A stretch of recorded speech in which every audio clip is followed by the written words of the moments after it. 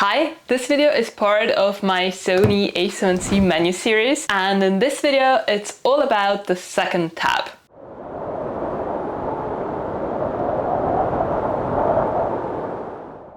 If you've missed the first two videos, I'll link them up here for you. The first video is a simplified overview of the Sony a7c menu and also the tips and tricks on how to navigate faster. They're really good, so if you haven't seen it yet, I would highly recommend it. And in the second video of the series, it's all about the first tab of the Sony a7c menu. Also, from now on, I'll just say Sony menu instead of Sony a7c menu, just to make things a little bit easier. Now let's start with the topic of this video, the second tab of the menu. And in this tab, we find settings for filmmaking, or in this tab as well, there are the custom buttons, the function menu, and also the dial and wheel setup. And below the 6 tabs, we can see that there are written the chapters of the second tab. And these chapters are movie, shutter/study shot, zoom, display/audio review, and custom operations. Sometimes we see the same chapter but with a different number. So for example, custom operation 1 and custom operation 2. And you can read them just as custom operation page 1 and custom operation page 2. Alright, so now we go through the items I use and I'm familiar with, and I'll show you how I set them up. Because like this, if you'd like to, you can set them up the way I did. On the first page in the movie 1 chapter, we have the file format. And in here you can change the setting from 4K to HD. And I don't do that manually because I've set up the 3 memory recall numbers on the mode dial for filmmaking, so that if I change or switch between them, the switch from 4K to HD happens automatically. And now if you're wondering why I don't always record in 4K, that's because the setting with 100 frames per second, so the slow motion on the a7c, you can only have that with HD and not 4K. The next item is the record setting, and here you can choose the frames per second for the video that you're shooting and also the megabits per second. And I always want to have the highest quality possible. So in here, for example, with the 25 frames per second, the 25p, we have the possibility to choose 60 megabits or 100 megabits. And so I'll go with 25p and 100m. On the next page, we have the AF transition speed, and I prefer to have it rather slow because it looks more cinematic and I like that. Right now, I've set it up to the value 3, and this is how the transition looks. Next, we have a look at the AF subject shift sensitivity, and here you can choose between locked on and responsive. Use responsive if you want to shoot a quick moving subject, and locked on if you want to keep the focus steady on one subject and not being affected by others. Next, we have the initial focus magnifier, and I've set it up to 1 time, like I've set it up for photos. Next, we have the audio recording, which I have turned on, and I highly recommend that unless you don't want to ever record any sound. Now we have a look at the audio record level, which I have set up in my function menu so that I have a quick access here. So from the back of the camera, quick access, I can truly recommend that. Function menu video linked up here. I always check the audio record levels before recording, and I make sure that my voice is between -12 decibels and -3. On the next page, we have the audio level display item, and I've set that to on so that I can check the audio level directly on my LCD screen. On page 5, aka the shutter/steady shot chapter, we have one of the most important settings ever, at least in my opinion. And this setting is called release without card. If you have this setting enabled, then you can take photos and record videos even if you don't have a memory card inserted.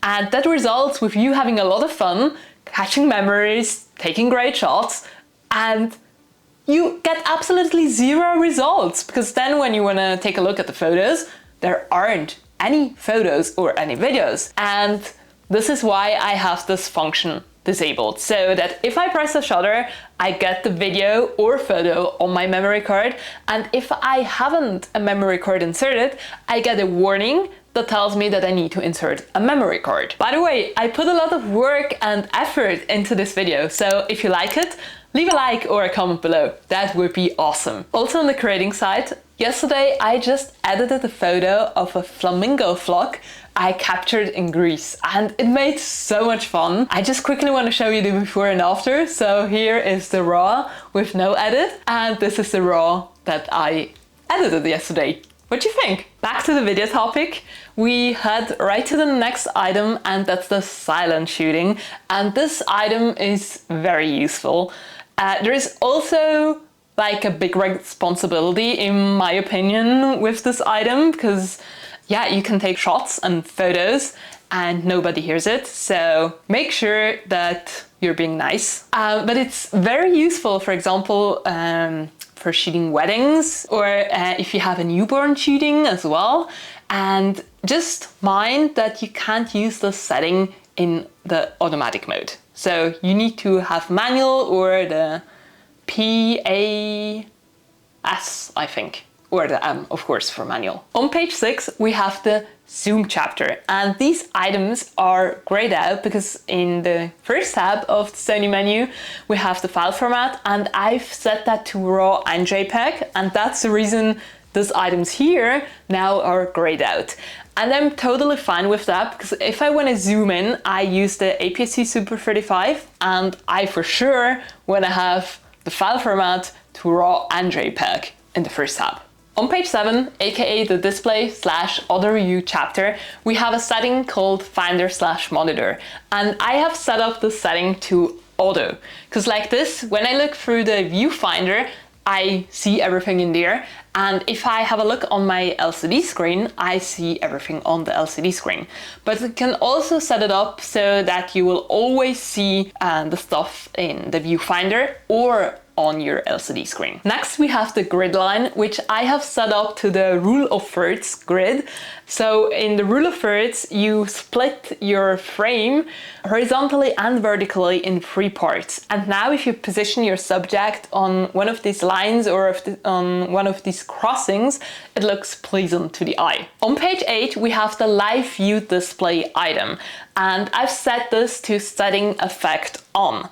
Now, if this item is grayed out for you, just turn the mode dial to manual and that should do the trick. So now for you to see what the setting does, I'll underexpose a shot on purpose. And now we can see on the LCD that the image is underexposed. It's darker, it's too dark. And now when we take the photo, we get this underexposed shot, exactly how we saw it in the preview before. Now, if I turn the setting off, I won't see anymore that the shot is underexposed. And when I take the photo, then I'll get a surprise with the underexposed shot. So I'm definitely going back and turning the setting on. Next is the auto review, and I have turned the setting off because when the shots that I just took pop up on my LCD, they slow down my workflow, and I prefer to use the playback button to look through photos when I feel the need of it. On page 9, aka the custom operation chapter, we have a few of the best settings in the Sony menu. So we have the custom keys, also known as the custom buttons, the function menu setup, and the dial and wheel setup. And since I've already done a detailed video about all of these settings, I'm not tackling them I'm not tackling them in this video, but I'm linking you the videos I already made. Once the custom buttons video, it's up here, custom key, custom buttons, watch it here. And in there, I also tackled the dial wheel setup. And the other video is the function menu video, and I'm also gonna link it up here for you. We've arrived to the last page of the second tab, and here we have the function of touch operation. And usually I've just set it to the touch focus for photos, because like that I can tap anywhere on the screen and I can set the photos wherever I want to have it. And for videos, I can switch it to touch tracking, because like that, when I've selected a subject and the subject moves around, the focus will move or follow the subject. The last item in the second tab of the Sony menu are the audio signals, and I have them turned off because I don't want to hear always the beep sound when I'm focusing or when I'm half pressing down the shutter, and just no, I don't want to hear that. Now, as a final overview, I've got you the chapters of the second tab and filled in all the items and settings that we've just looked at. And also at the bottom, I left a few free slots. So if there is a setting that is important for you, a setting that you use for your work, you can fill it in there. So take a screenshot if you'd like to. What is a cool function or a setting in the second camera tab? Write it below in the comments, because like this, we get this great collection of settings of the second tab and we can learn from one another. Leave your comment below. Thanks for your comment. Now, if you're watching this video series, the next video is gonna be the one about the third tab. I'm gonna produce and upload that video next. And you know how it works. Like, subscribe, and hit the bell if you wanna support me. And I'll see you in the next video. Thanks a lot for sticking around. Bye! It's getting so warm in here. Too warm. But I don't dare to take this off because I see the peaking on this and not the really good in this one. Right, these are YouTuber problems. Wow.